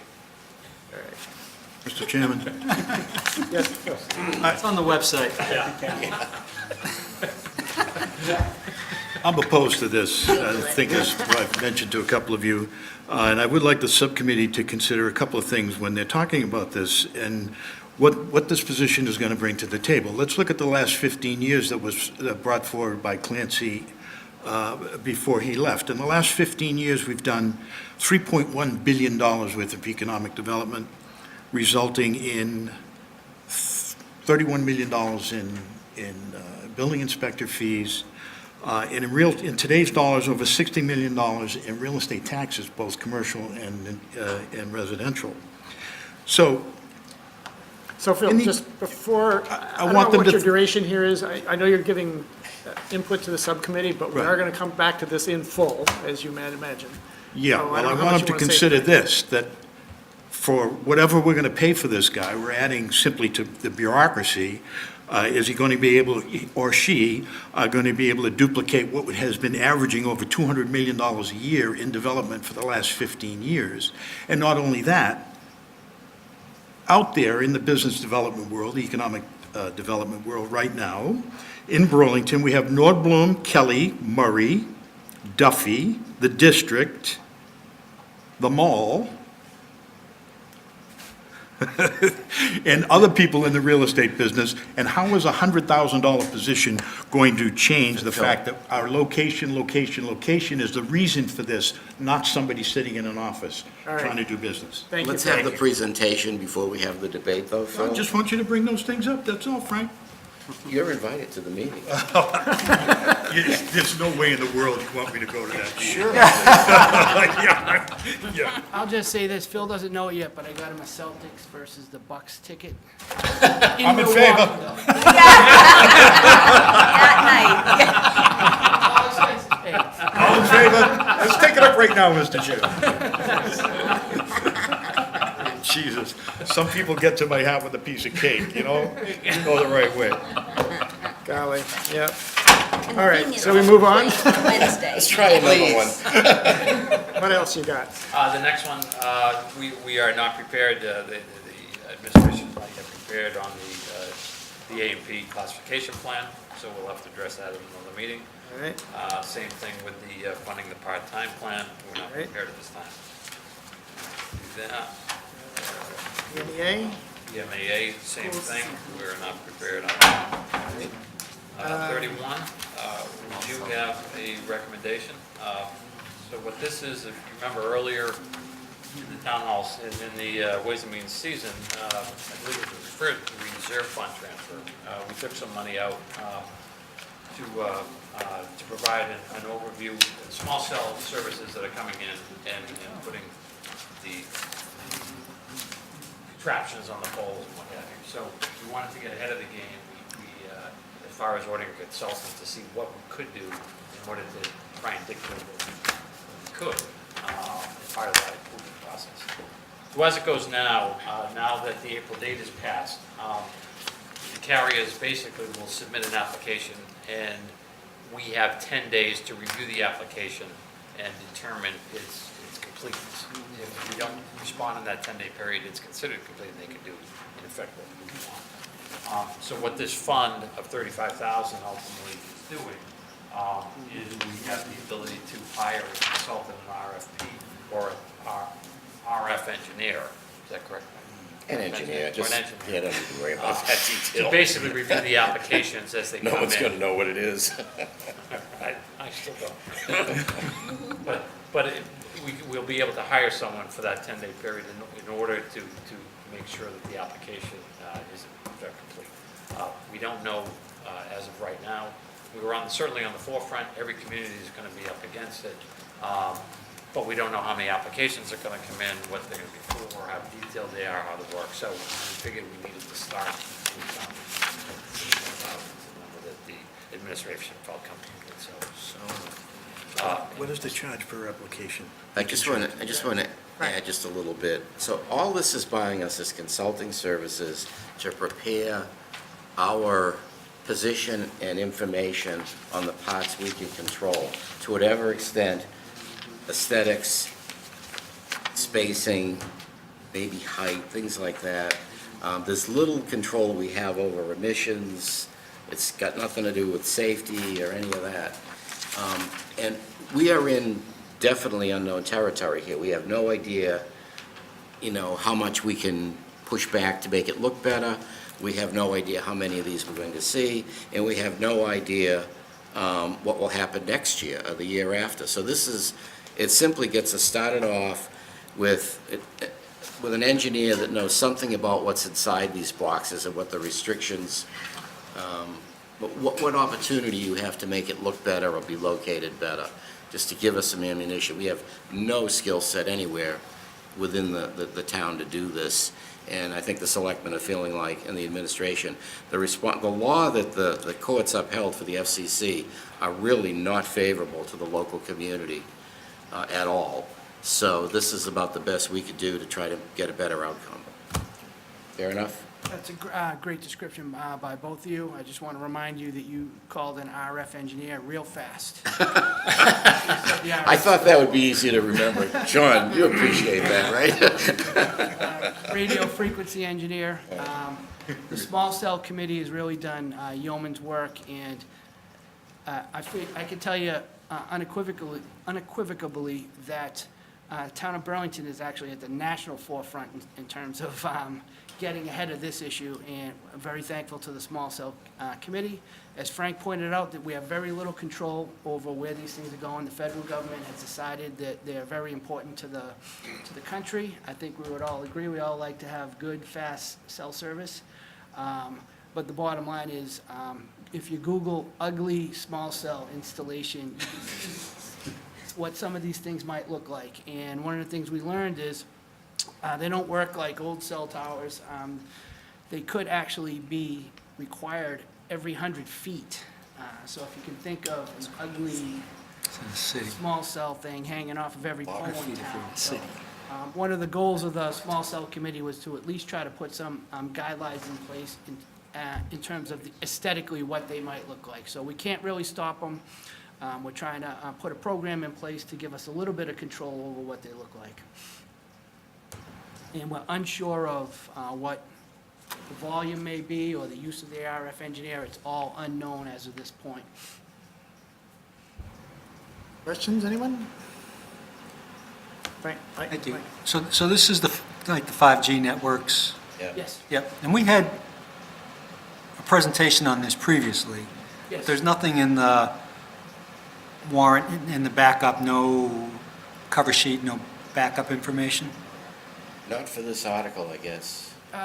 There should be something included possibly as an addendum to the backup that you may have received from Betty. I know the selectmen just voted the policy April 12th or something, and the planning board was just a few days before that. The deadline was like April 14th, so it's really an emerging thing. I do believe that there is some backup.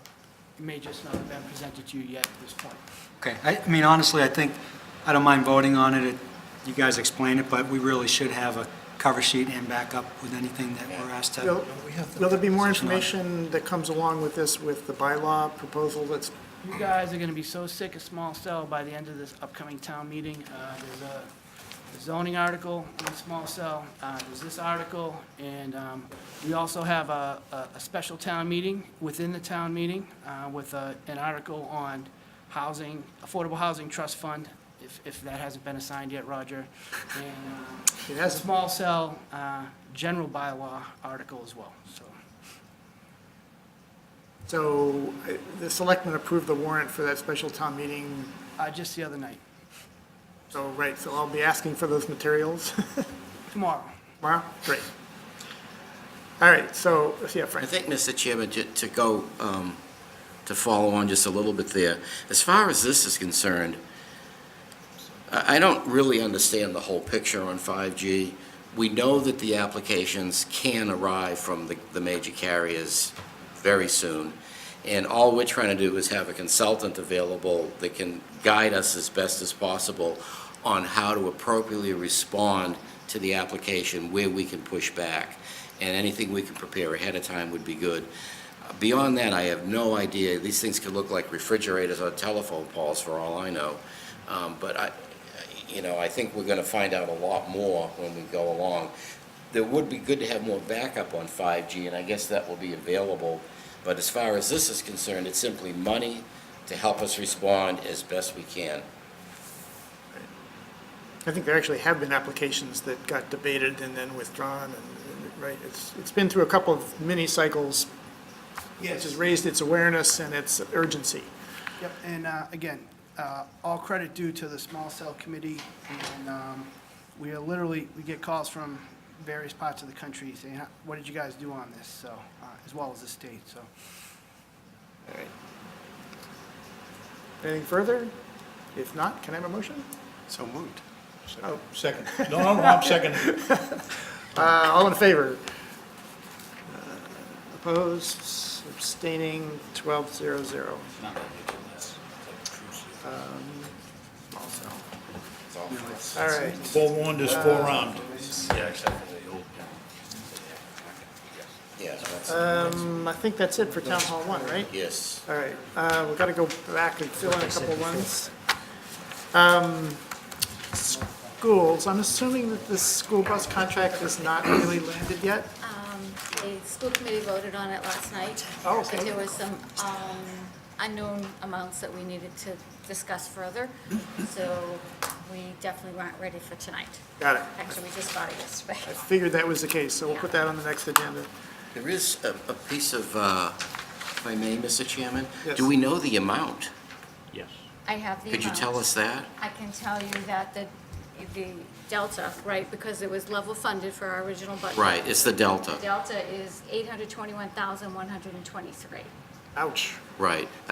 I knew it was a big number because I listened to part of it, so we're going to have to talk about this. I don't know that the superintendent was gonna talk to you or you to find out how we're gonna handle the money part of it. It's a 5-year contract, so we're gonna have to approve just a 5-year contract. And what is the source of funding for this one? Is it raise and appropriate?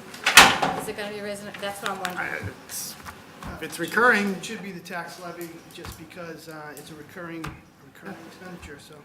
So you can start to lay that into the scorecard, I guess. Once it gets voted. Yeah. Yep. But there's a whole bunch of state law that's kicked in here on fees for drivers and benefits and a whole bunch of stuff. And yeah, it's not a simple contract, but, Right. okay, And so we'll it's bring it over up again. 5 years, that whole number. Oh, the 800,000 is over 5 Is years? it, or is it a year? It's a year. It's Per per year. year? Per year. Yeah. Okay. Anyway, so That's what you Phil, want to know. Mr. Chairman, A lot of money. I'd just like to have you inform both management and the unions that we're not going to take these up the night of town meeting to approve these contracts with 5 minutes before town meeting's about to take it up. This has happened to us in the past. Which contract? So- Any of the contracts. Any of the contracts should not be negotiated at the last minute and put before the Ways and Means Committee with 10 minutes worth of notice. That's the problem I it have. is asking for it to be denied, I think, but Well, we have Well- next week though, right? No, well, we can always push them off until September, so we have an opportunity. What's the sense of having 15 people to review contracts which are of substantial value if we're only going to have 5 or 10 minutes to do it? That doesn't make any sense to me. I agree that we need to schedule adequate time to review those contracts. And scheduling the next meeting was not the next item. We have one more item before we get there. Going back to warrant article number 16, which is a authorization to transfer money from the PEG Cable Access Enterprise Fund. Brad, you're on. Yes, thank you, Mr. Chairman. So this is a warrant article that we will see every May going forward. We saw the first pass of this. We actually saw the establishment of this enterprise fund a year ago. The first vote to allow the maximum number of the throughput through that fund, we voted last September. We'll now be voting this every year in May. The number is actually not changed from last September. We're looking at $585,000 as the number we're voting as the throughput. And Roger and I met with the administration and as an ad hoc subcommittee and voted 2-0 to support. It's 575? 585. It is not as printed. It's, Okay, so what we have on the spreadsheet is wrong. yes, Right. Okay. that was part of the subcommittee discussion, yes. Right. Yeah. Any questions, Mike? Can you just explain what it is, the PEG Cable Access You want to do that, or shall I? Enterprise Fund? Go ahead. So the cable companies pay us a percentage based on the subscribers. They pay the town. By agreement with BCAT, a independent organization of which there are contracts back and forth, we transfer the money to them largely without taking a cut. And so this is just, the enterprise fund is just the accounting technique to make sure it gets taken into the town in a way that can be separately passed on to BCAT. Cable companies pay Burlington a Yes. percentage of the money they make from people in the town of Burlington. You will find it itemized on your cable bill as franchise, it's a fee. I forget exactly what it shows up as, a franchise fee or something else, but it is, ultimately, the residents pay the cable companies, and the cable companies, by agreements, By federal law. Reimburse. federal law. Okay. And then we send it into this thing, this enterprise fund that's going to kind of hold it. Right. Okay. And then the enterprise fund passes it through to a nonprofit BCAT. This just The purpose restructures. of the funds is to provide local cable access television. Okay. Right. So it's a formalization of something that the town's been doing Right. for years. And the state, you know, apparently in some communities, there was some disagreement over the funds, and the state required a formalization so that we're putting it together in a warrant article and putting it before a town meeting. But it's a process that has occurred for 20, 30, 36 Yeah, years. 36 years. There's nothing new, it's just the way it's done. Okay. Steve, sorry. Just a quick question. Are we seeing any impact on cable cutters going into or diminishing the amounts collected in the PEG fund? I think they've been fairly consistent. They certainly haven't been rising, but I think the number's been fairly consistent. Brad, would you agree? We're beginning to see the number come down, but By a big amount, small amount? Small amount. Concerning? it's trending down. Well, the entire cable access community, well, the cable companies have no idea where everything will be in 10 years. So when the town was renegotiating with the cable companies, I think contracts, we moved from 10 years down to 7 years, is that? Yeah, like in many areas, and I think we've discussed this a little bit before, the cable companies don't want to provide these funds anymore. So that's a real battle going on at the federal level, that they're trying to take away these funds, which basically support the local cable. And I don't know exactly where it stands, but it's concerning to us. In the same way they are ending around us on the 5G, they're attempting to do the same thing on cable television, local cable access. They go to the federal, they go to, Capitol Hill, and they're able to get their way. So it's certainly of concern to BCAT, but all cable access across the country is faced with the same set of problems, so we'll just have to. No, understood. There's no- BCAT's a valuable resource. I'd hate to see it disappear. It won't. We just may have to find other ways. Of course, right. Find a way to support it like we do I don't want to actually call BCAT a service of the town because it's independent, but it certainly is in the class of all the other services that Burlington municipality provides. Merge BCAT and the Beeline. A boat anchor in a boat anchor? No. You have to take the Drive Beeline around to in watch a bus. BCAT. Never leaves the That would dock. increase ridership a little bit. Yeah, you could drive around with a little TV transmitter. Great trip to neighborhoods. Sorry, bad metaphor alert. Okay, anything further to approve the transfer of $585,000? Make a motion to approve. All right, Second. second, all in favor? Opposed, abstentions, 12-0-0. All right.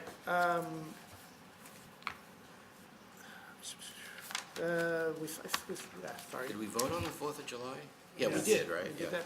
No, it's April. We did that first. You should leave with Gallagher. So we have a set of minutes. It only came out yesterday, so if you want to put off reviewing it, we can do that at our next meeting, April 10th. Well, there were a lot of it seems like we got feedback on the April 10th ones. They were circulated. Yeah. I'm sorry. Did I get the date wrong? John and Doug have corrections. And Frank? Yeah. The April 10th ones, I think we could take, Mr. Chairman, get them out of the way. Okay. Well, I thought I only sent them around today, right? 'Cause- Right. Yeah. Right. It's up to you. Well, if you have a chance, if you're comfortable voting, let's do it. I am. I mean, I know at least 4 people reviewed it, and we've had the comments in, so. Okay. Then, can I have a motion to approve the minutes of April 10th? So moved. With the edits. With the edits. With, yes, the edits. I don't know that I've seen the edit, but okay. They're beauties. They're good. Take our word for it. Good thing I don't have to vote on it. All right, all in favor? Wow. Opposed, abstentions, that's 12-0-0. All right, so I count unfinished business. I count 9 articles that we were not able to discuss or talk about. And at least of a couple of them, like the Economic Development Director, are non-trivial, and a lot of them are contracts. So I think a couple of things, we could meet next week, but we probably can't close on all of those. Probably, so anyway, I'm open to input. What should we do? Well, my thought, Mr. Chairman, on the, I don't know about the police contract, but we did sort of ballpark a little bit what we were looking at for the part-time A&P and BMEA. I think those could be pretty straightforward, and bear in mind that the funding for those is negotiated settlements. So we sort of, I think those might be pretty straightforward. I think the economic development position, I would reserve ample time for that, both for a presentation and for discussion. And I don't know about the patrolman's contract, is that the other one? Yeah, they're just, Paul said they're having productive discussions, that's all I got. That may very well not make it at all the town meeting. You got 2 Wednesdays? If you got 2 Wednesdays left before town meeting? 2 Wednesdays. Yes. So we're hoping that we could bring in the 3 that I listed next week, and if we can't, then we may have to go the Gallagher route and hold it off, I don't know. Oh, you won't be here? No, if it's only those 3, and it's going to be as stated, Myra, why don't we just schedule a meeting for that week before town meeting to discuss all the contracts and the economic development position? Right, so- Give it 2 That's weeks. one meeting, so give it 2 weeks. So That May- way then all the contracts. They're either in or they're They're either not. in or they're not. Yeah, they've only got 3 more days, so. Right. So Wednesday is May 8th. For that one. And that way we know. Meet in 2 weeks? You could do it unless you want to handle the economic development position in one meeting, it's primarily that. Well, There's not going to be any new data for that. I don't want We'd have to to. necessarily call people out You should put in for that. to a meeting if we're not, if it's,